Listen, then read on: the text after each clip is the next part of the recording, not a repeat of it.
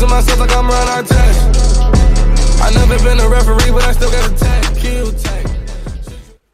What's up, guys? It's Operation 2K here, and today I'm going to be telling you what I think is the best NBA 2K20 My Team starter pack. So, as I'm sure you all know, when you first open My Team on NBA 2K20, you'll be faced with 5 options, 5 starter packs, and you must only pick one player. So these players are point guard Derrick Rose, shooting guard Tracy McGrady, small forward Vince Carter, power forward Dirk Nowitzki, and centre Hakeem Olajuwon. Before I let you know who my choice is as my starter pack, I just want to say that if you are any of these players are your favourite players or players that you just love using in 2K, then pick them. Don't let me change your mind. I'm just trying to educate you on what I would go with and like my reasons behind that. So if you love playing with Vince Carter, go with Vince Carter. I'm sure he's a ton of fun to play with, and all these cards are going to be amazing in 2K. I'm just trying to tell you what I think is the best option. So my choice is Hakeem The Dream Olajuwon. This is due to just the pure dominance I think that he will have in the game, especially in the first few weeks, as obviously after that you're going to be getting your amethysts, your other rubies are going to be in, but first few days, first week or so, I think he's just going to be unbelievable against both AI and online players, just because I think a lot of people are going to want shooting. They're not going to put as much effort into the centre position. I think have a big dominant guy like him, I think you're just going to dominate, especially domination. It's just normal domination. Honestly, I don't think any bigs really will be able to match up to him. Obviously, a few will, like Embiid, etc. But I just think he'll just be dominant, especially for a player like me who, especially offline, plays the post game. I abuse the post game. It's just how I like to play. I think he's just going to be great.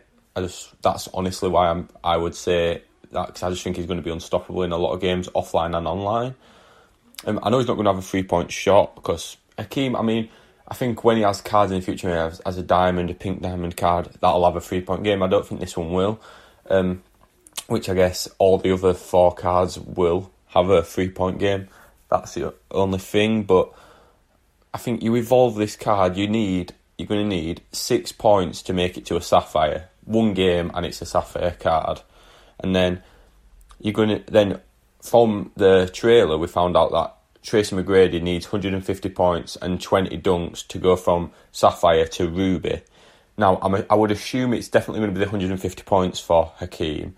And I would imagine dunks, rebounds, maybe something like that. But I would not surprise me if it is also dunks. In 20 dunks, it's not going to take you that many games, really. It's just by playing the game, you're going to have it at Ruby in probably most people the first day. And that is going to be unstoppable. You're going to get that quicker than you can get any Ruby reward token cards, which is just, it's going to be unstoppable. And then we go on now to, you're going to look at the reward cards that you actually can get. And a lot of people are not going to get Hakeem because think, oh, let's get Vince Carter. He's got some shooting. Tracy McGrady got some shooting. Derrick Rose shooting.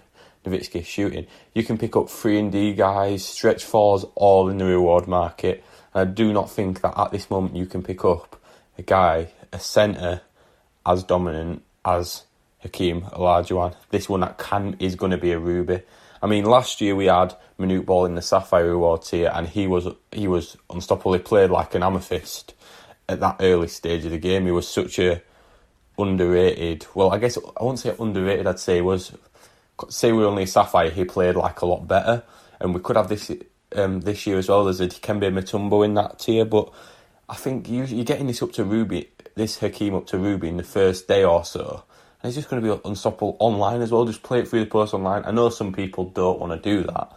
They don't like playing the post game, which is fine, fair enough. But I think for me especially, he's just going to be the person that I go with. I think, what's the difference between having a Ruby 3-and-D guy to Emerald 3-and-D guy? Not as much, because you only really use him for the defence and the shooting, whereas I think a centre, you've got such a presence, and the difference in presence from an Emerald reward card to a Ruby like Hakeem Olajuwon. It's not just a Ruby any centre, it's a Hakeem Olajuwon, one of the best centres, if not the best, depending on opinion, centres to ever play in the NBA. He's just going to be absolutely amazing, and obviously people are sleeping on him because they want the 3-and-D guys, they want the Tracy McGrady who can shoot the free and dunk, they want that.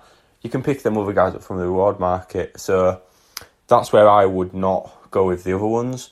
But obviously it is up to you. I'm just giving my advice and what I think.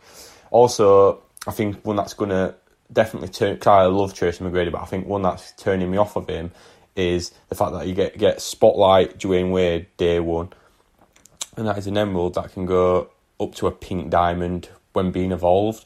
So that's a player that you're going to want to put in your side, domination especially, just offline grinding, put in, work him up to like eventually pink diamond, or even if you just want, keep him at amethyst and think from amethyst to diamond to pink diamond. Not worth doing that right now. Just do that. I think a lot of people will be doing that. So I think with the position lock system, it's going to be tough to fit Dwayne Wade and Tracy McGrady into a starting lineup together. So that's why I think I'd nullify McGrady, definitely. And honestly, I think even if you look at Derrick Rose, there's other good emerald point guards, there's other ones that you can pick up. I think a centre is a position where it's not as glorified, so you just want someone to do the job, and I think Hakeem is that guy. I think you can go out and pick a preference of point guard that you want. Don't just pick Derrick Rose because you think, point guard, he's going to have the ball in his hands a lot. Go pick up someone who you want in that position. If you love Derrick Rose and he's your favourite point guard, go with Derrick Rose. I'm just giving you my advice. So I'm just going to conclude this part of the video by just saying I'm going to go with Hakeem, and I think that you should too. If you're unsure, I think take my argument into account, and maybe if you don't play post-game, try and adapt your game to post-game because it could help you win games. I favour post-game, especially offline, domination, pick and roll post-game all day long. So all I really do, obviously I do kick it out for the threes, and I usually have threes around that. And it worked last year. Hopefully it works this year. So yeah, pick Hakeem. Right guys, thanks for watching my first video on this channel. I hopefully you've enjoyed. Give me any feedback, any tips, any ideas in the comments below, or contact me on Twitter.